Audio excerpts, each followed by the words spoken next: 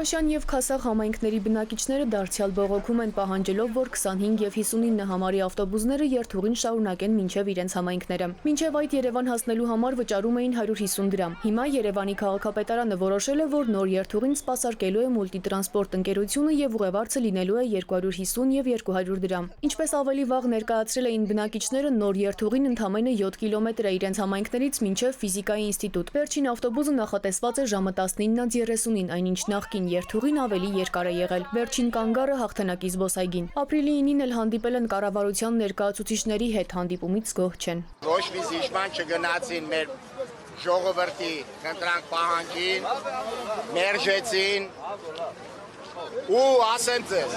երկու շաբթի օրվանից պետք է չլինեին ավտոբուսները ըստ իրենց հայտարարության։ Պրոշյանցի Մարիամ Պետրոսյանն էլ ասում է, կառավարությունն օրենքն ընդունել է 2006 թվականին։ 19 տարի չեն անդրադարձել այդ կետին, 2021-ին մրցույթ է հայտարարվել, որին մասնակցել է միայն Մուլտիտրանսը և շահել 250 դրամ ուղևորցի արժեքով։ Բնակիչներին կասկածելի է թվում, ինչու է մրցույթին ընդամենը մեկ ընկերություն մասնակցել։ Երևանը եկել Քասախից անցել է։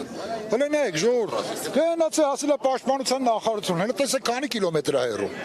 Ընդամենը 500 մետր պետք է գյուղ մտնի, դրա համար այսքան ժողովրդին հանել են ոտքի։ Նույնը Պրոշյանի ժողովրդի համար, այնտեղ էլ 1 կիլոմետրի հարց է։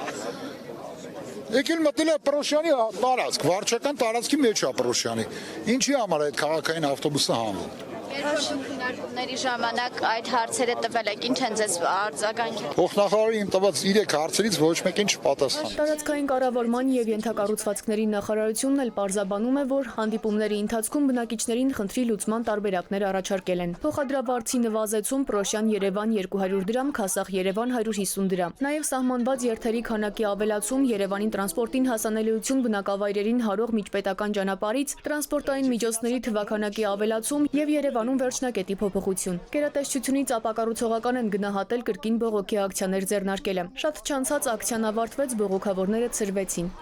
Սիլվի Մուրադյան, ժամը լրատվական։